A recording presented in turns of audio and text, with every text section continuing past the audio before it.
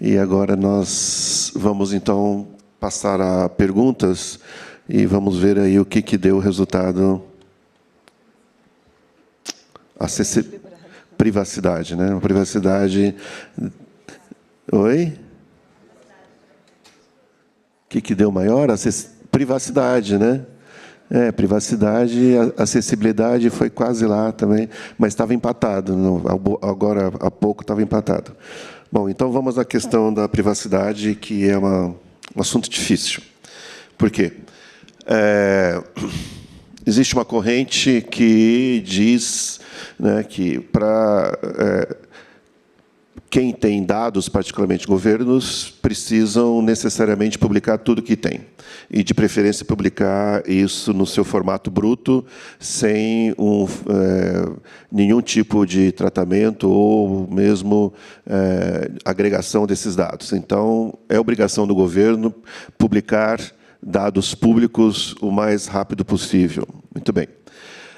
Há uma outra corrente que diz assim, não, publicar dados é algo que a gente publica aquele que a gente tem condições de publicar, que está mais fácil de publicar e que dê menos trabalho, e aos poucos a gente vai agregando novos dados.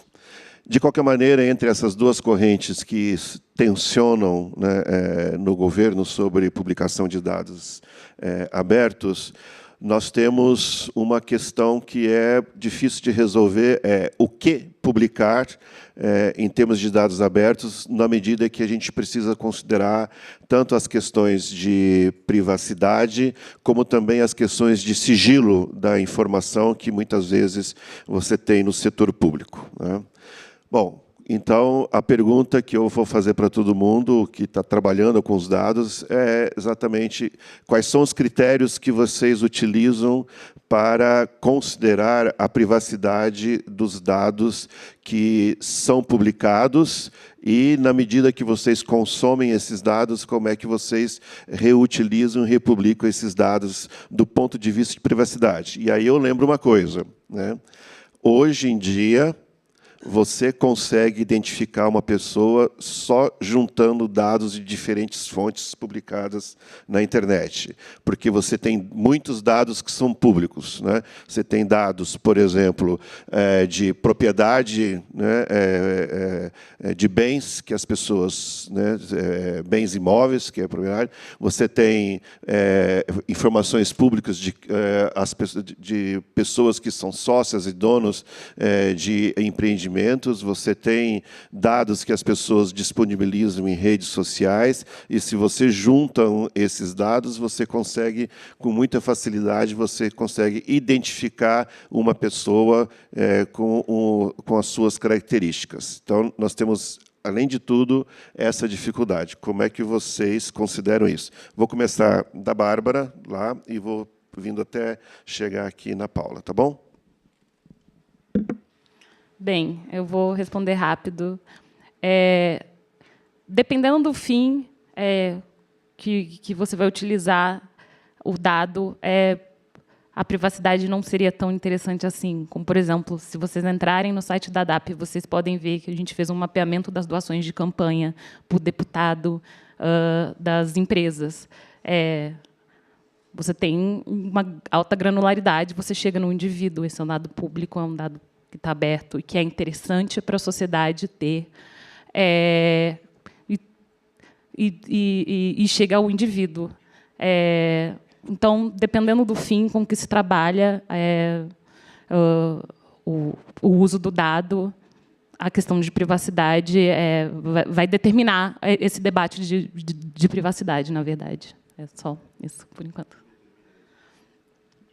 Quem determina isso? Creio que a sociedade.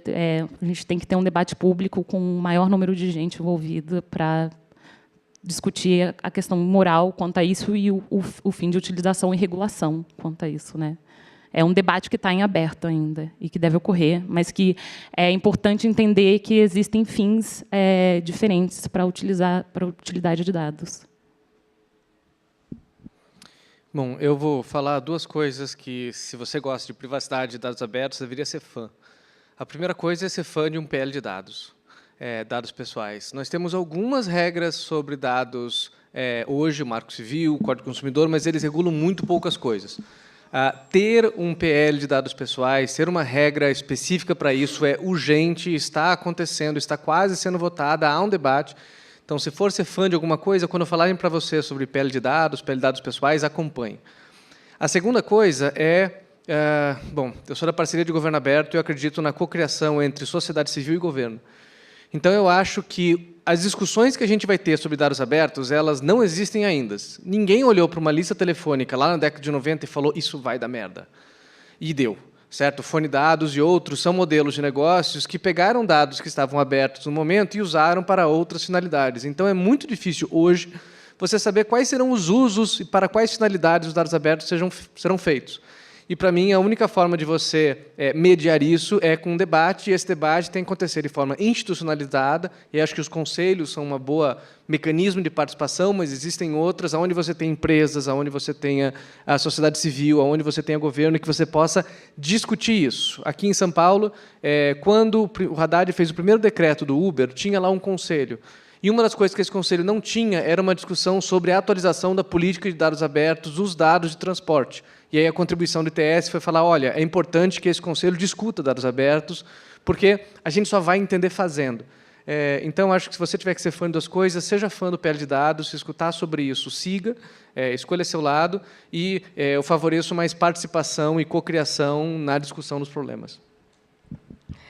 Bom, o Fábio roubou parte da minha resposta, então vou complementar. O PL é o PL 5276, já tinha pegado até com a linha aqui, de 2016. E eu acho que, só complementando, acho importante falar que esse PL ele menciona justamente a lei de transparência, né, a lei. E é o único dos PLs que estão em debate que menciona, e justamente essa composição é super importante de ser debatida e da gente pensar sobre isso. Voltando um pouco para os padrões, né, quando a gente pensa em padrões da web, o DWBP, né, de boas práticas para dados na web, que eu acabei de mostrar, justamente na introdução e inclusive no próprio charter, né, antes de começar a se discutir isso, menciona-se a importância da privacidade e da proteção de dados pessoais. O W3C tem também um grupo de segurança e privacidade. Então, a gente tem que pensar nesse debate político, e sim, a OGP, pensando em cocriação, é super importante para isso, e a gente tem que dialogar, a sociedade precisa dialogar cada vez mais com o governo, mas a gente também tem que pensar nas questões técnicas e como a gente vai, tecnicamente, ter subsídios e ter ferramentas para instituir, de fato, a proteção dos dados pessoais.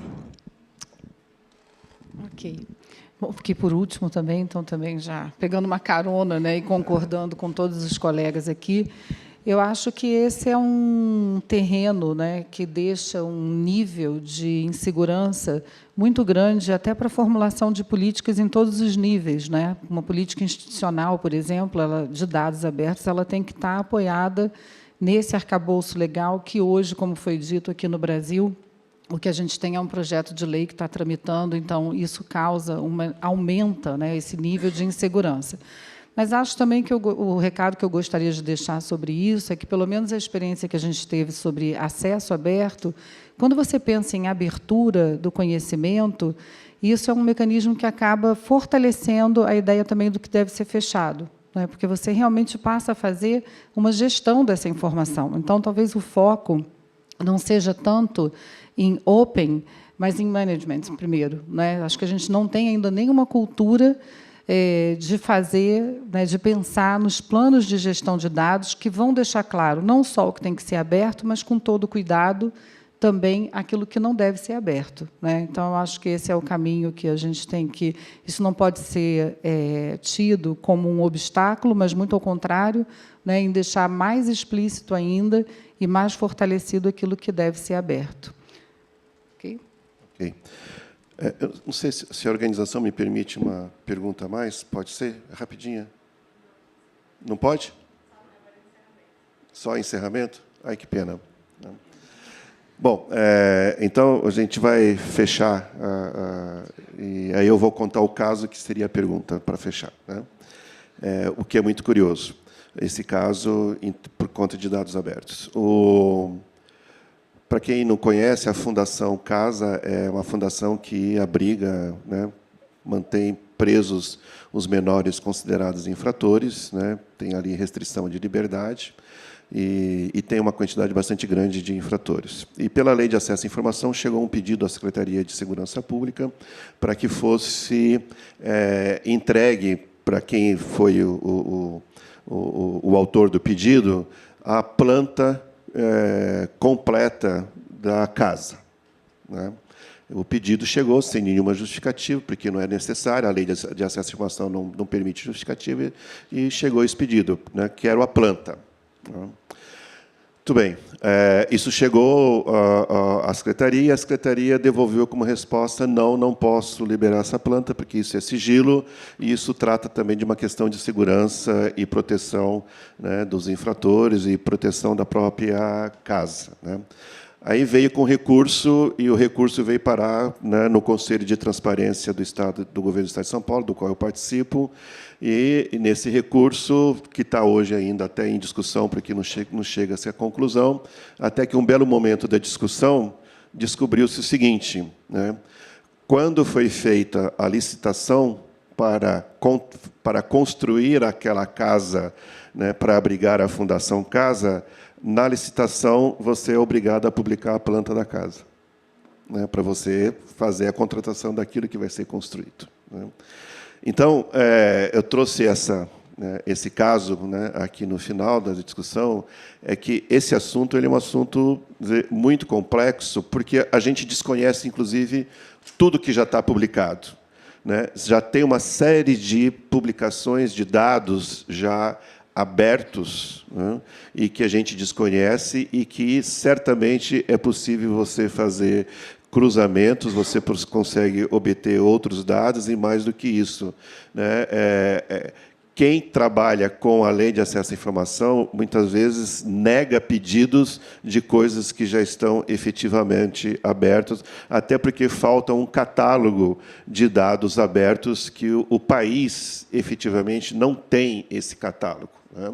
Há alguns esforços, algumas iniciativas sobre isso, a infraestrutura de dados abertos no Brasil tenta montar um catálogo, mas ele é ínfimo em relação àquilo que já existe de base de dados no Brasil.